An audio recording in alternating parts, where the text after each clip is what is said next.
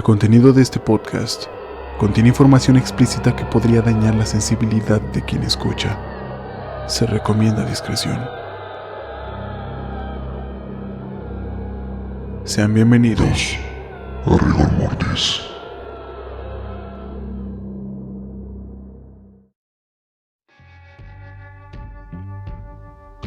Hola a todas, hola a todos. Bienvenidos y bienvenidas a otro martes de rigor. Esta vez ya me toca grabar a mí solo. Andy ya se fue a descansar después de casi 2 meses de estar grabando conmigo. Y para este mes, siguiendo los meses temáticos, viene Abril de Niños Asesinos. El último día del mes de abril, aquí en México se celebra el Día del Niño. Y bueno, los crímenes reales, los asesinos en serie o asesinos simplemente también pueden ser los niños. Entonces, igual que el año anterior, vamos a explorar 4 casos este mes acerca de niños asesinos. Muchas gracias a todos y a todas los que se han suscrito, que han empezado a seguir el programa. Bienvenidos, espero que los episodios anteriores y los futuros les sigan gustando. Recuerden que si quieren apoyar el programa, una suscripción en YouTube, un seguimiento en las redes sociales, Facebook, Instagram, una recomendación, algún amigo, algún conocido que le pueda gustar el programa, a mí me ayudaría bastante. Y bueno, vámonos al episodio. Este episodio seguimos todavía en Japón, sin dejar el territorio nipón, así que vamos allá. Ese es el episodio número 17 de la 4ª temporada, aquí en Rigor Mortis.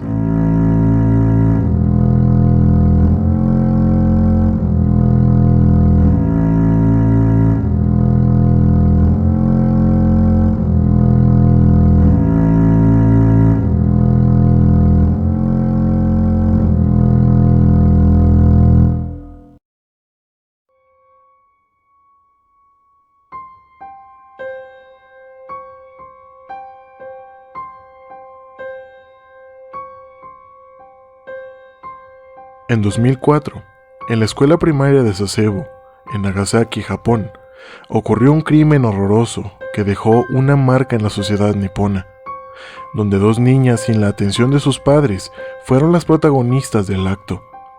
Siguiendo con la historia en Japón, este caso nos abre las puertas a Abril de Niños Asesinos. Para este martes de rigor, llega el caso de Nevada Tan.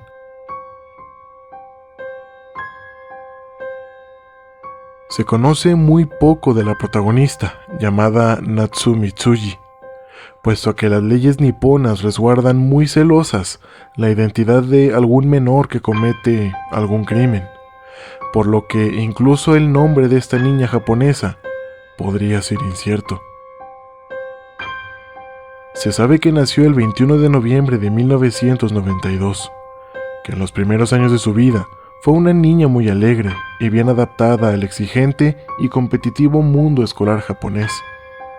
Se le consideraba un estudiante sobresaliente, cuyo coeficiente intelectual, según se afirma en varios sitios de la red, pero los cuales no indican su fuente, estaba muy por encima de la media.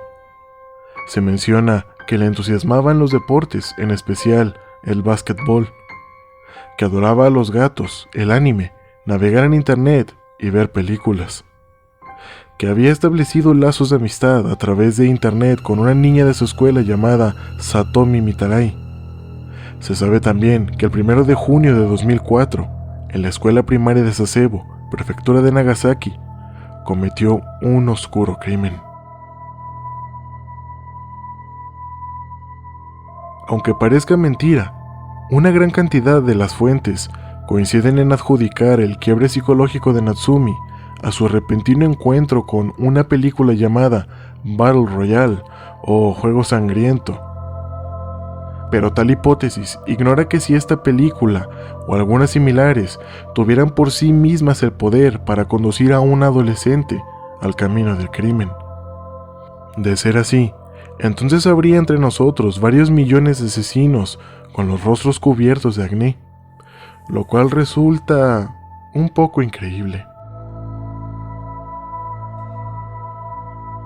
Pero se tiene que tomar en cuenta que, dado que muchas fuentes se menciona, pudiera ser que una película de este tipo, la cual no es recomendable para una persona de esta edad, generara algún tipo de fijación por la violencia extrema. Sobre todo si fue una experiencia traumática, pero esto solo sería algún tipo de beneficio de la duda. La seducción ejercida por ese supuesto primer encuentro con la violencia extrema supuestamente le fue tan gratificante que lo reprodujo con los medios a su alcance, aunque cabe mencionar que fue desde internet. Pues para las generaciones de la sociedad tecnológica del siglo XX y las primeras del siglo XXI, la palabra película remite menos al cine y más a internet, o en estos tiempos a las plataformas de streaming desde sus propias habitaciones. Esto sin dudas elimina la limitante de tener que gastar dinero y tiempo en tener que entrar a la sala de cine para ver una y otra vez la cinta, pues desde un smartphone o una computadora es más que suficiente para que la repetición de ese material se convierta en una obsesión. Otra serie televisiva que al parecer detonó las fantasías mórbidas en la imaginación de Natsumi fue un programa coreano titulado Monday Mystery Theater, donde abundaban los asesinatos sorpresivos llevados a cabo con un cúter.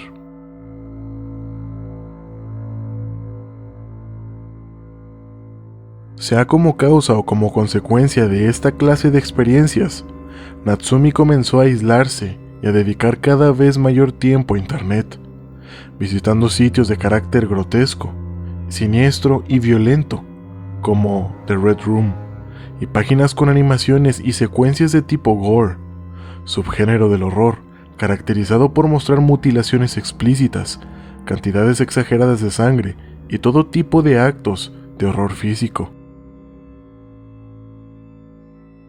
Su enorme entusiasmo por estas imágenes que muy pronto decidió subir a la red en su propio blog, en donde no solo se podía encontrar una colección de secuencias de terror creadas por ella en animación Flash, sino también una continuación fanfic de la película Battle Royale.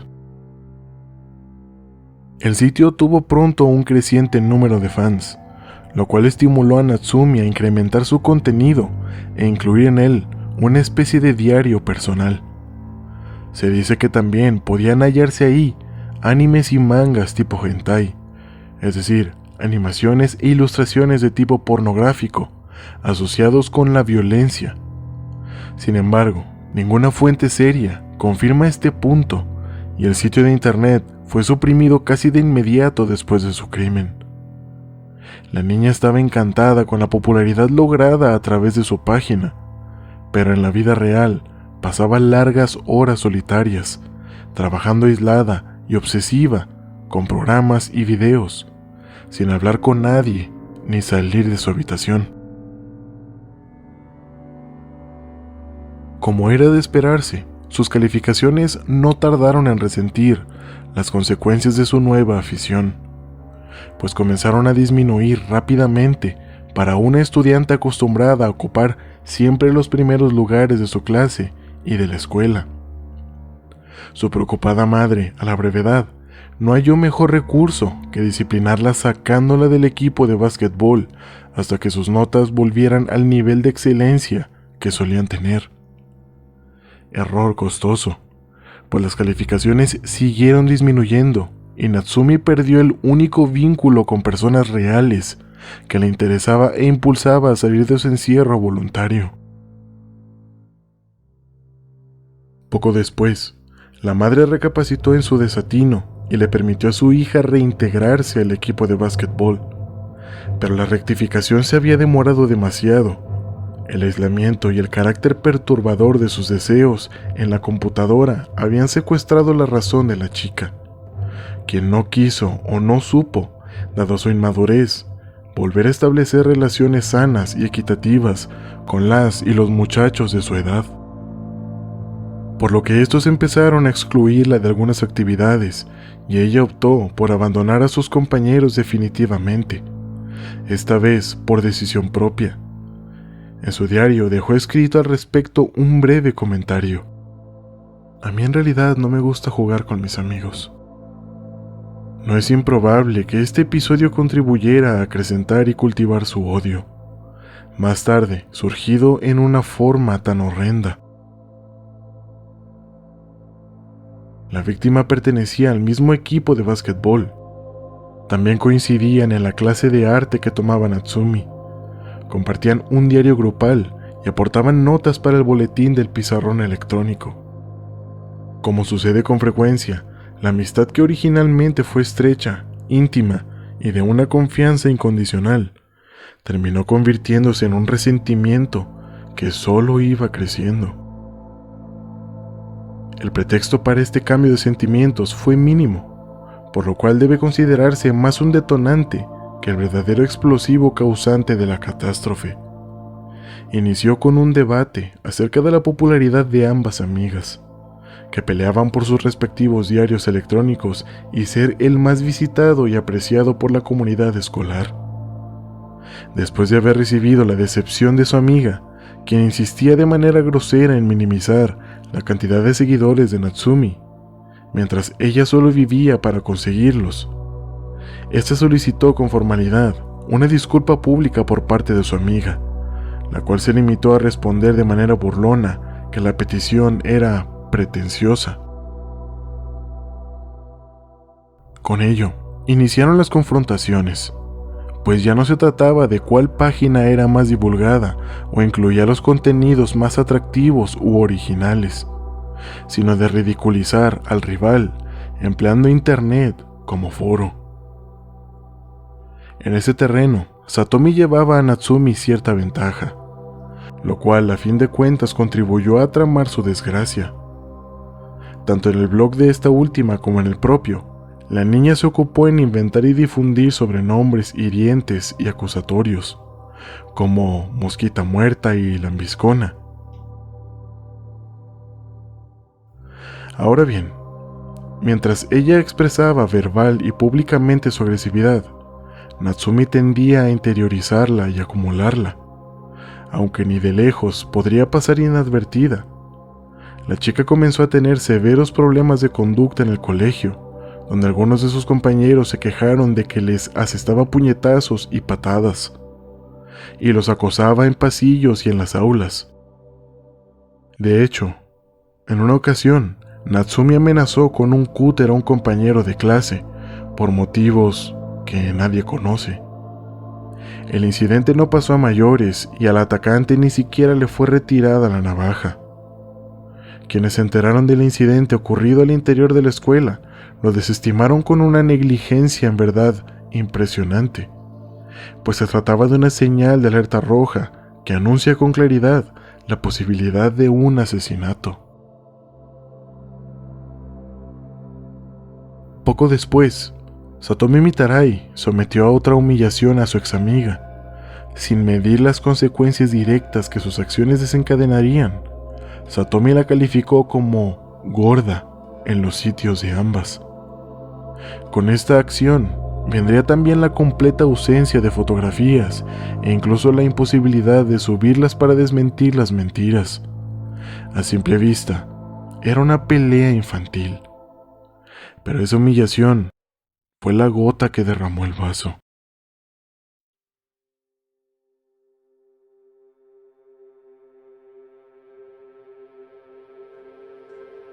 El 1 de junio de 2004, ambas chicas aparecieron en una foto de su grupo escolar. Irónicamente, las dos, al igual que la mayoría de sus compañeros, están formando con sus dedos índice y medio la señal hippie del amor y la paz. Se trataba de la última imagen de Satomi con vida. Unas horas más tarde, durante el receso para el almuerzo, Natsumi llevó a su víctima a un aula vacía. La sentó en un pupitre y le advirtió que la iba a matar. Satomi no solo no huyó, sino que también permitió a Natsumi quitarle sus gafas y colocarlas en un escritorio cercano. Luego, su examiga le preguntó si deseaba que le vendara los ojos. Satomi rechazó la oferta y su victimaria, quien no quería ser mirada por ella, le cubrió el rostro con una mano y con la otra sacó el cúter del bolsillo de su sudadera. De un solo tajo le cortó la garganta. Después añadió algunos navajazos más en las muñecas para estar segura de que la chica falleciera. La abandonó en el piso del salón, aún con vida, desangrándose. La escena descrita es increíble, aunque podría corresponder con exactitud a los hechos en la medida en que se conocen. Pero hay muchas incógnitas que, por la forma en la que las autoridades japonesas ocultaron información del modus operandi y hasta la fecha, no existen versiones que puedan declararse verdaderas e irrefutables. La mayoría se basan en rumores o en información incompleta. Al salir del salón donde había perpetrado el crimen, Natsumi se dirigió a la escalera para bajar a su aula. Otros estudiantes descubrieron su ropa manchada con sangre y le pidieron detenerse para sacarle fotografías, la mayoría de las cuales serían más tarde confiscadas por la policía. En una de ellas, que no fue confiscada y dio la vuelta al mundo, se ve a la chica con tenis y calcetas blancas, falda corta de mezclilla y sudadera gris con la leyenda Nevada. Por ese detalle se derivaría el nombre de Nevada-tan, que se hizo famoso en internet. Del bolsillo de la prenda deportiva sobresale el cúter teñido de rojo.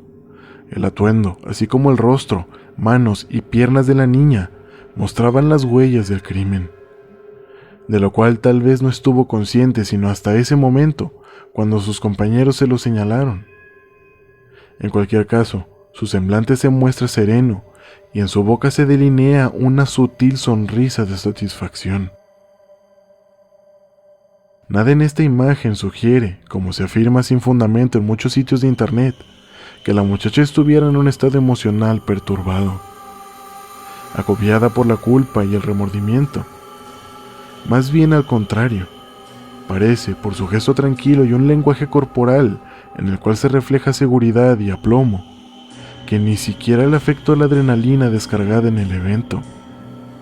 Aunque también se llegó a sugerir que esa foto era falsa, dada la diferencia en las letras de la sudadera y que en la foto tenía las mangas cortas, aunque no se ha podido llegar a confirmar si eso es cierto o no. De manera un tanto incomprensible, al ingresar a su salón de clase y ser interrogada por su maestro, Natsumi se quebró y lo guió al aula donde yacía Satomi, mientras repetía entre llantos: «He hecho algo malo». El profesor la halló todavía con vida, pero antes de llegar la ambulancia que se solicitó de inmediato, la chica había muerto desangrada.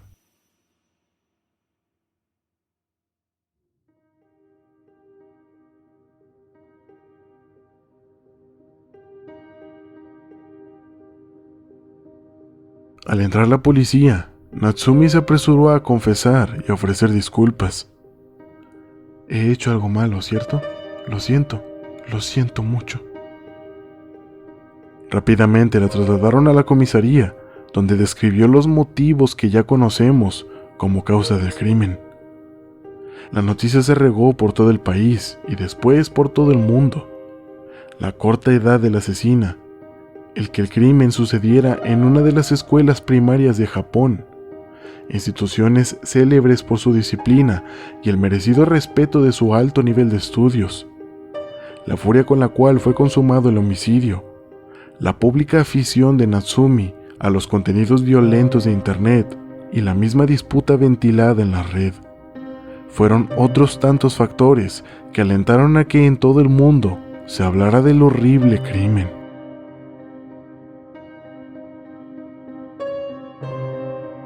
La ley japonesa ordena que el nombre de las personas menores de edad asociadas con un delito permanezca en el anonimato, por lo cual se llamó chica A la delincuente y chica B a la víctima. Sin embargo, durante un reportaje transmitido en vivo por TV Fuji, el conductor del programa mostró algunos dibujos creados y firmados en kanji con el nombre de Tsuji Natsumi, con lo cual su nombre se hizo público en cadena nacional. En realidad no importaba mucho, pues habiendo difundido la fotografía tomada después del crimen, el apelativo de Nevada Tan se popularizó a tal grado de que agotaron las sudaderas de ese modelo vendidas por la Universidad de Nevada a través de la web. Durante el confinamiento previo al juicio, Natsumi fue sometida a todo tipo de pruebas físicas, psicológicas y criminalísticas. Se buscaba cualquier patología que ayudara a explicar el acto tan aberrante que había realizado. El día anterior, al inicio de su proceso, los expertos anunciaron que no sufría ningún desorden mental, aunque mostraba cierto retraso en el desarrollo de habilidades para establecer relaciones humanas. De cualquier modo, el parte médico especificaba que Natsumi no necesitaba someterse a ningún tratamiento psiquiátrico. Más tarde, se difundió en los medios que padecía del síndrome de Hikikomori, una forma seria de aislamiento social que, según el Dr. Alan R. Teo, de la Universidad de Michigan, se caracteriza porque el paciente pasa la mayor parte del tiempo confinado en el hogar, evita de forma notoria las situaciones e interacciones sociales, tiene una cantidad significativa de malestar o deterioro funcional y un periodo de aislamiento social de por lo menos 6 meses. Puede ser que en efecto sufriera esta enfermedad, pues mostraba síntomas asociados a ella, aunque no muy severos, pues acudía a diario a la escuela y ahí socializaba. Pero de todos modos, el rumor sobre este padecimiento no se fundamenta en ningún diagnóstico profesional, ni tampoco de sufrir el síndrome. Ninguna de las dos supuestas razones se pueden atribuir al crimen, pues la violencia no se considera indicio o consecuencia de esta afección.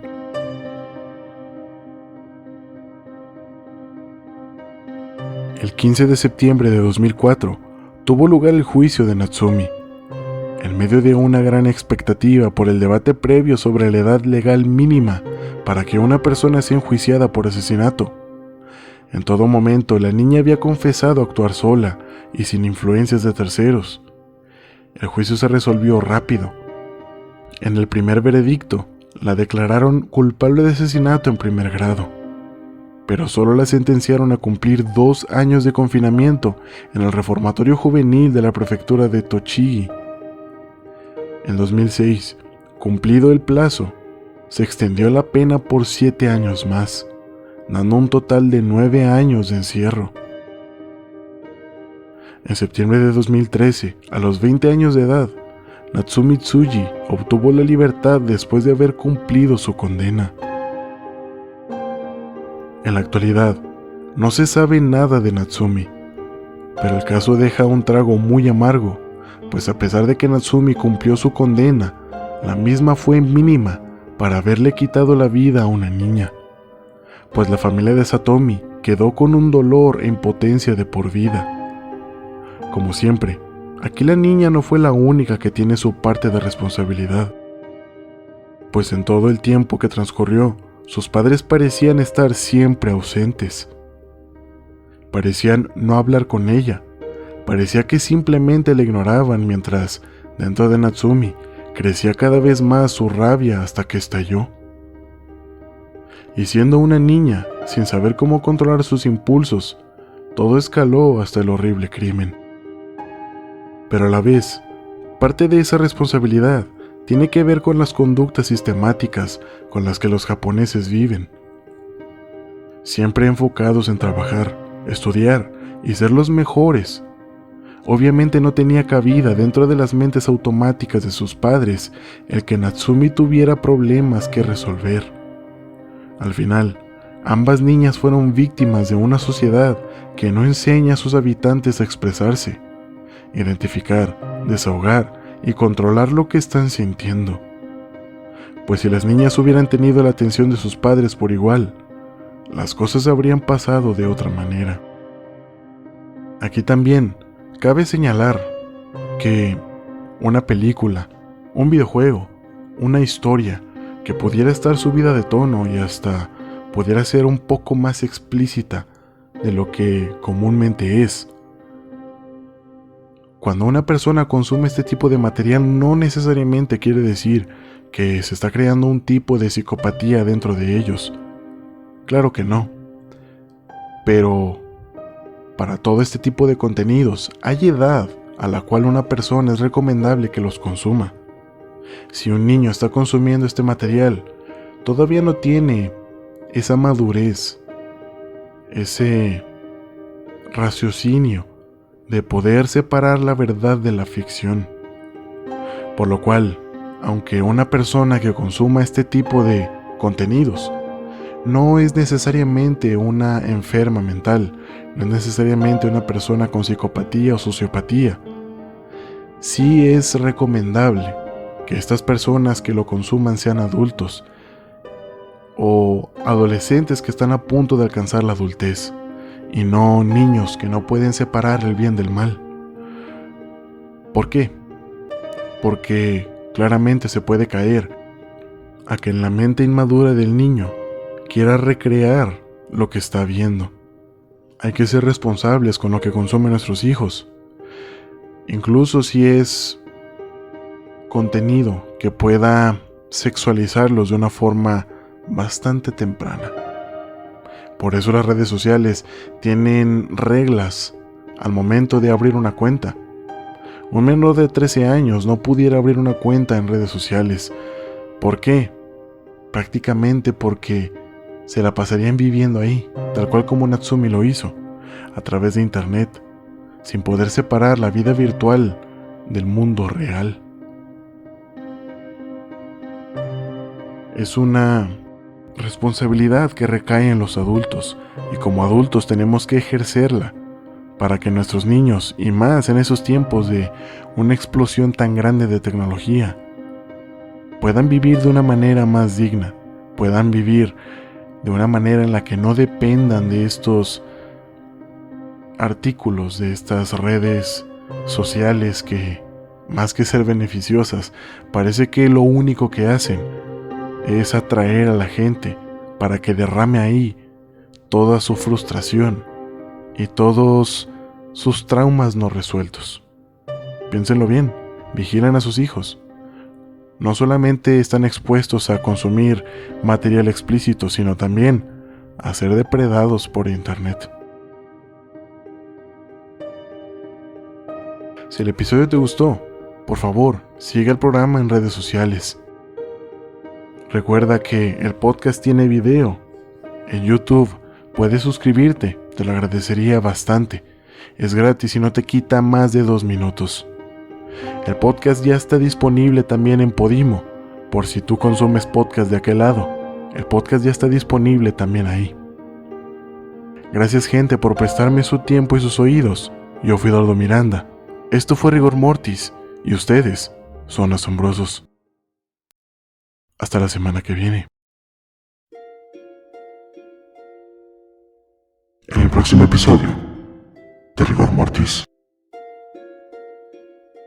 Muy bien, ya expusimos un caso bastante extenso de Japón y otro un poco más corto de esta niña asesina japonesa. Vayamos de vuelta a Latinoamérica, ahora a un país que ganó la Copa Mundial el año pasado. Vámonos a Argentina, porque ahí tenemos cita con un niño asesino. Si quieres saber de quién se trata, y de seguro que ya sospechas quién, por favor, vuelve aquí la semana que viene para que confirmes si es la persona que crees.